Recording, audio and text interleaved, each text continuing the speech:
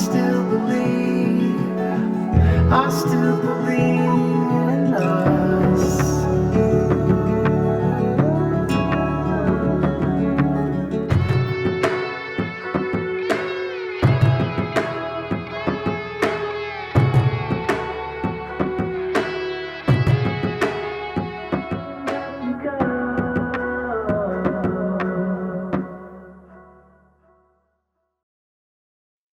Hello guys, so for today's video we have sort of an oil spill mermaid. It's a fairly quick and easy one, yet still very striking, so I hope you enjoy it. Thank you to Heahair for sending me this gorgeous seafoamy green wavy wig to review for you guys. I absolutely had to do something mermaidy with this. I took these wig shots after doing the makeup, so apologies, it does look a little on the rough side here. I will say this wig tangled easier than some of my other wigs and is also quite shiny, but I did use some dry shampoo to help mattify it, and that worked pretty well.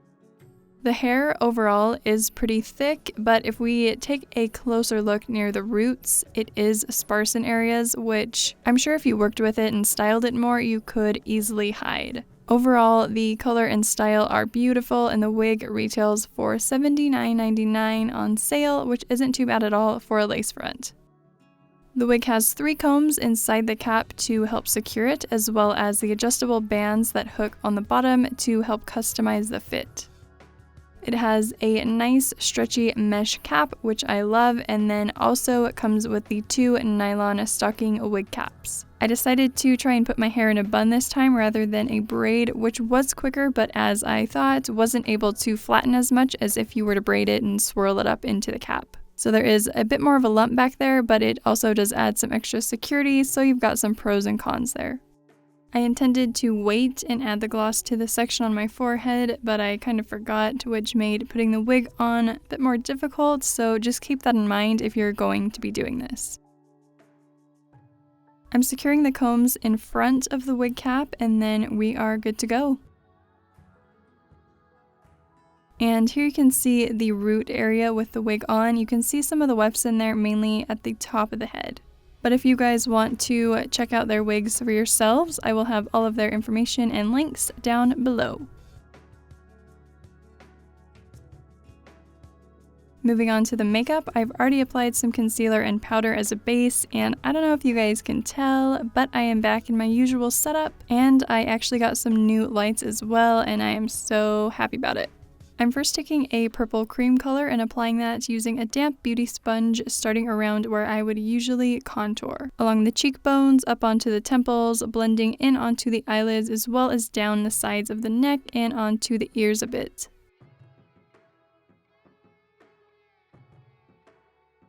And I'm using mainly the pointed end of the sponge to apply, and then the sides that are more free of product to blend out, so everything looks very soft and blown out. I'm blending this onto the forehead a bit as well.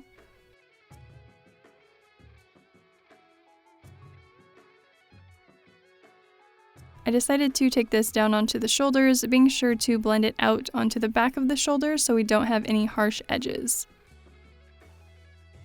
I'm using this tool, which is kind of like a big eyeshadow applicator. It has like a powder puff material on the outside, and I'm using that to contour the nose, starting up along the hollows of the eyes and then moving down the sides of the bridge of the nose. This applicator has a nice sharp edge, so I can really carve out the shape, but other small, flat, or precise brushes would work for this as well. I'm keeping the inside of the contour fairly sharp and blending the outer edge out onto the eyelids and down the sides of the nose, switching back to the sponge to help blend out those edges. Now I'm going in with another cream color. This one's an aqua shade that actually matches the wig pretty well, and I'm applying that kind of randomly among the purple, kind of to areas I'd usually highlight. Just very lightly applying this and blending it out to soften the color even further.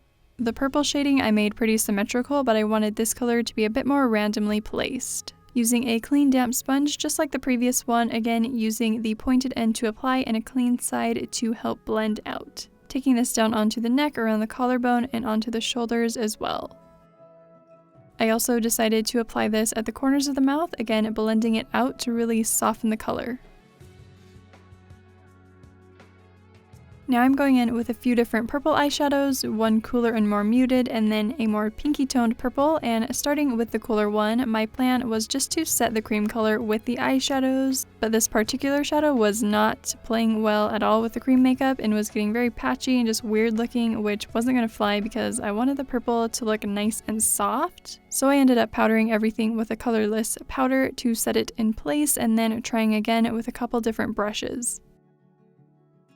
It was still having issues, so I finished applying it to the face and applied a little of that more pinky tone as well, and then switched to a different purple eyeshadow, this one a bit more vibrant, and it was fine. I will say though that I really liked the color of that first shadow underneath. I blended the new purple over where I had applied the purple cream color to add dimension and or just to darken certain areas around the face and neck. I used a clean side of my sponge to help blend out the product as well. Then I went in with the pinky purple shade and blended that kind of around the edges of the darker purple. Next I'm using a green holographic highlight, and indeed this is the Alchemist palette. It is extremely beautiful. I'm applying that to the areas where we applied the Aqua cream color to give a really pretty glow to the face. I highlighted the nose with this as well as the cupid's bow, but I ended up covering that with black, so that one doesn't really matter. I then used the two purple eyeshadows on a small crease blending brush to darken the nose contour and applied the green highlight to the corners of the mouth since I forgot to do that, and then applied the pinky purple shade under the tip of the nose. I'm applying the purple shadows and green highlight to the neck and shoulders just as we did on the face, but I'm skipping on that first purple shade that was patchy, and I'm contouring along the jawline as well.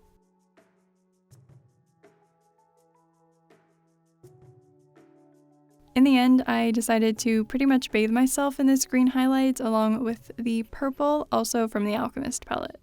Then I put in my mini black Scleras from Samhain contact lenses, and now we're ready to work on the eyes, starting out with a black cream eyeshadow base. I'm applying this with the Delium Tools 167 finger brush from their limited FX box, which I'll have linked below for you guys if you're interested, and I'm applying this all over the lid, just kind of messily up to about the crease. I then curled my lashes and lined my waterline all around the eyes with a black pencil liner, and really you'd want to do this before the eyeshadow base, but I forgot. And I'm really working this into the base of the lashes, so the lash line is super blacked out, and I'm using a pencil brush to smudge the liner out and pulling it down onto the cheek and under the eye. This will be the basis for our tears later. I also decided to use the black liner along the top lash line, again smudging and blending onto the black base with the pencil brush, now just touching up the black base a bit and then blending and smudging out the edges with the pencil brush. I'm taking each eye into a different shape, but you could go symmetrical here if you want to as well. Then I'm setting that base and darkening around the eyes with a matte black eyeshadow, using a bigger shader brush to really pack that color onto the lid, and then switching to the pencil brush to set the lower liner, darken the tears, and take the smudging out even further. You can get really creative here and take it in any direction that you feel like.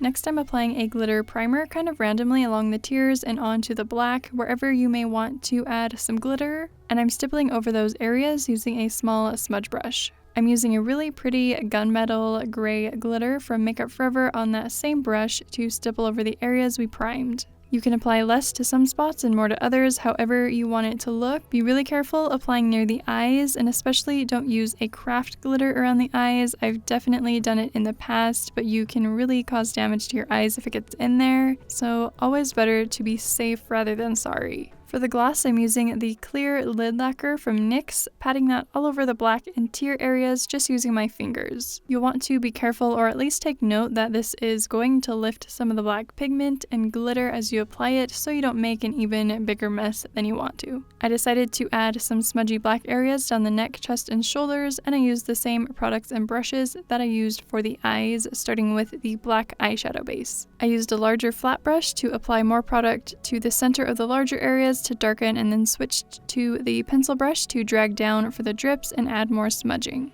I'm also applying this to the lips, smudging out and dragging down some drips up into one of the nostrils. Again, you can get creative with this and apply however many of these drips and black smudgy areas that you want to. This entire look is all about just letting those creative juices flow, so do whatever feels good.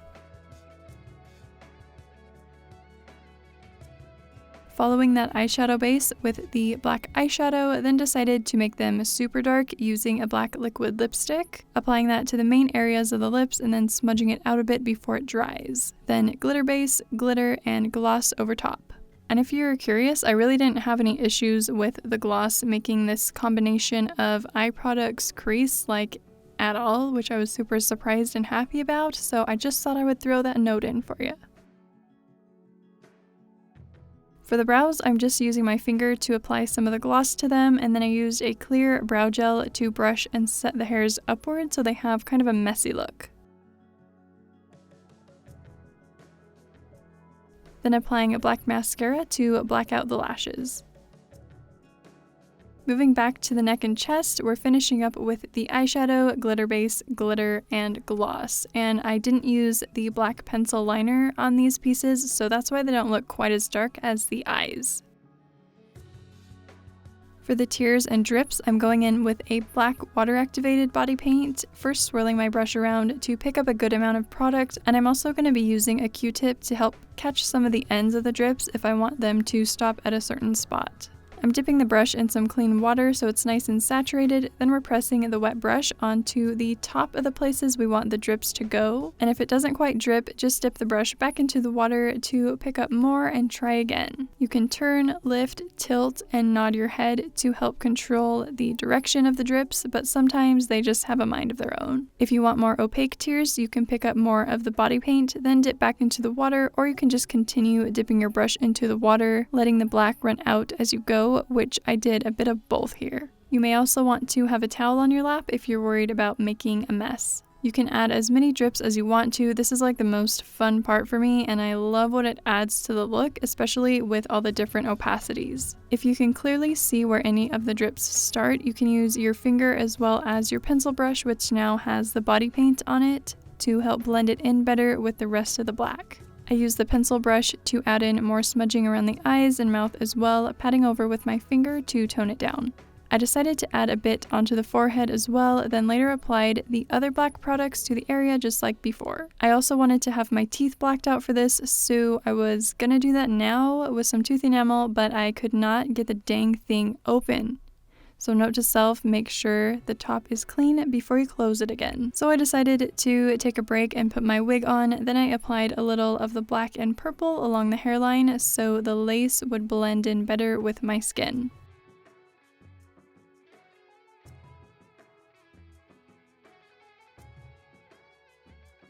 I was finally able to get it open, holy cow, and you'll want to shake this up really well and then wipe your teeth with a paper towel so they're pretty dry, and then just paint it on however you would like it. I wanted it all over, so I painted however far back I could get and did a couple layers so they were super black. You'll also want to let it dry before you close your mouth, and then it will pretty much be set until you want to remove it, and I just brush my teeth to do that.